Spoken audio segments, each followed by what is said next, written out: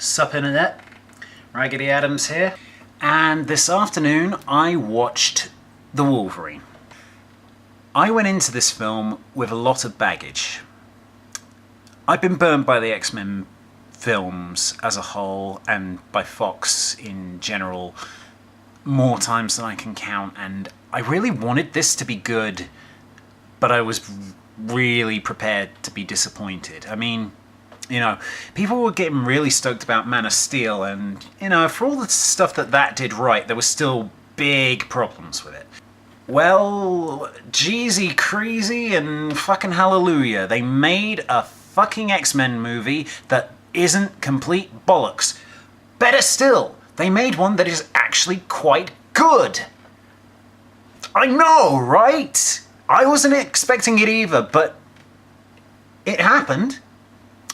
I don't really know what to tell you about it, other than just that it's, really, really good. I think the reason that this one stands out as being particularly strong is because, unlike previous X-Men films, and even particularly X-Men 3 and the previous Wolverine movie, I know these films have these ridiculous, stupid subtitles that they keep tacking on to the end of them, but I just really don't like saying them because they sound so pretentious and stupid. But the problem I always have with X-Men movies is that no matter how good they are, they're always lumbered with the problem of they always try and cram too many characters in at the expense of developing the characters they've already got. You had it a little bit in the ones with Bryan Singer, and even in First Class, there are about 3 or 4 different characters in that could just as easily have been completely jettisoned, and the film would have been tighter and better for it. But what they get right with this one that they didn't with any of the previous ones, and especially not X-Men Origins Wolverine, fuck! They made me say it. It's still stupid, but they made me say it.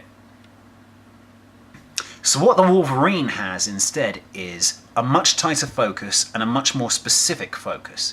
Whereas the other films tended to just cram ideas from multiple different storylines together and make them stick together, for better or worse. What this one does is focuses on a very specific chapter in Wolverine's life, i.e. the time he spent in Japan.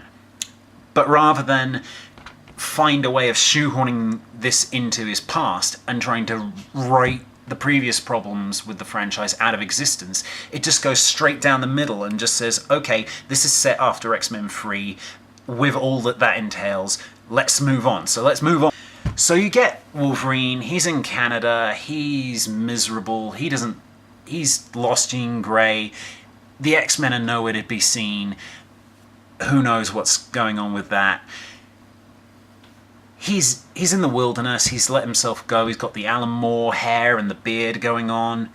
He's not living his life to his fullest when this Japanese girl called Yukio, who has red hair and a samurai sword, and it is soon discovered is also a mutant, shows up and tells him that he has to come back with her to Japan to see this fella called Yashida. Don't give plot, I'm not gonna spoil anything. Okay. So she comes to visit Logan and she says, oh, I work for this guy that you knew in World War II. You've seen this in the trailer. Logan's in a prisoner of war camp in Japan. The bomb gets dropped on Nagasaki. There's massive explosion. Wolverine saves this guy Yashida's life.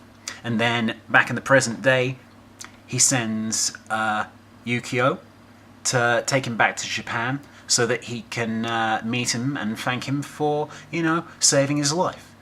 Basically, this is based on the limited series, the original Wolverine limited series by Chris Claremont and Frank Miller from the early 80s. So you've got, modern day samurai and ninjas, and you've got your bullet trains. There's a whole sequence on a bullet train, and, all sorts of stuff is going on. You know how in previous films the problem of Wolverine being Wolverine has always revolved around how do you fight someone who is basically immortal. Well, in this one, turns out he's not so immortal anymore, and now it feels like there are actual stakes. Like, Wolverine can be hurt. He can be put out of commission. He can be, killed, potentially. And what it does is, it gives you an angle on the character that wasn't really there before. He was kind of defined by the ability to soak up loads and loads of damage and just not really break a sweat. I mean, you still have, the previous problems of, for being someone who is a guy who can make knives come out of his hands, the film, like most of the X-Men films, is relatively bloodless. Nothing necessarily wrong with that. But if I did have to pick a criticism of the film, just in terms of the way its narrative is constructed, it does feel very much like a stop and start sort of affair. Like, you have whole sections of where it's very heavy on the character development and then it'll break. Like, there's the big bullet train sequence, and there's the scene where he fights the ninjas with the bows and arrows and things, and there's this, the moment that he realizes that he's vulnerable. And there's a whole bunch of different stuff that goes on in it, both in terms of the action and the character development. But it feels like, it's start, stop, start, stop, start, stop. The reason that the film gets away with it, though, is that, as I said before, it has a much tighter focus. You couldn't get away with that in the previous films because it would just be a mess. You'd feel like everything was starting and stopping and that there was no real progression. But what you get in this is something that, even though it feels like it's artificially yanking on the choke chain every time you get too close to the sort of the big reveal, and there is a reveal, that technically doesn't count as a spoiler. What does? The fact that there's a reveal. Okay. Tread carefully there. That's all I'm going to say. Okay.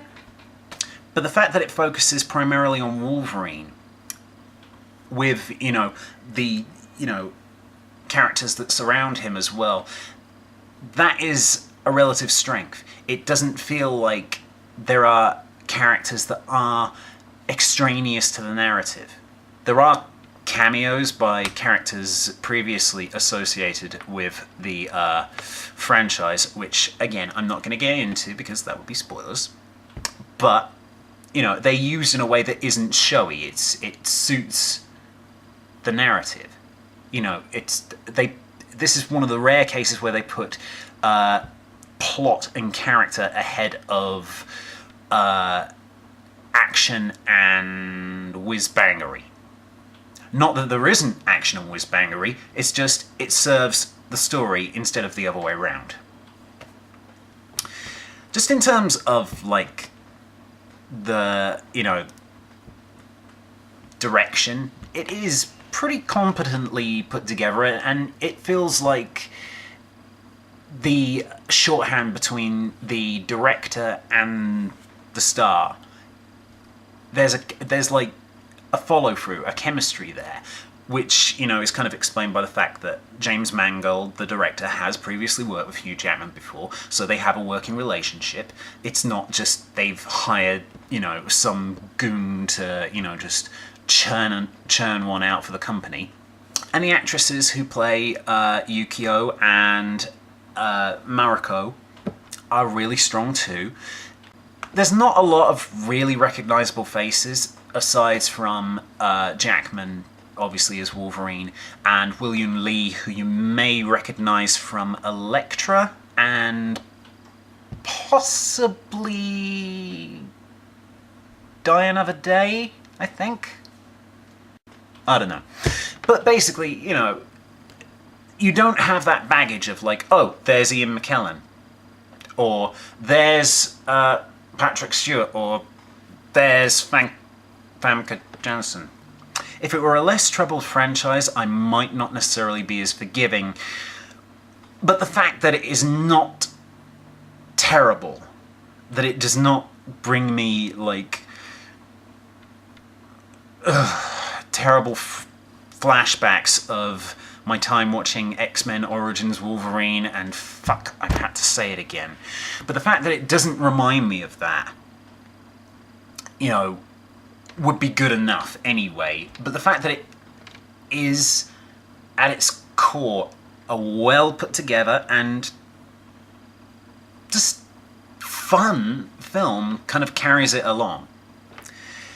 And I know just saying that something is fun is not really like a good justification for it, but this is actually something that did feel like, even though there's no real strong authorial feel behind it, like you don't feel like there's like an Oscar-winning writing team behind it, even though, again, James Mangold, perfectly respectable director in his own right, has done, you know, good work in the past. Has done some iffy stuff as well, but, you know, a guy who knows how to put a picture together. It just goes to show that you don't need to load X-Men film down with baggage in order to get it to work. You just need to know the story you want to tell and just tell it. And I think, you know, as long as they do that, you know, they will continue to remain relevant. The next X-Men film, Days of Future Past, that film doesn't seem to have learnt that lesson, but that's a set of concerns for another time. In the meantime, Raggedy Adams, out.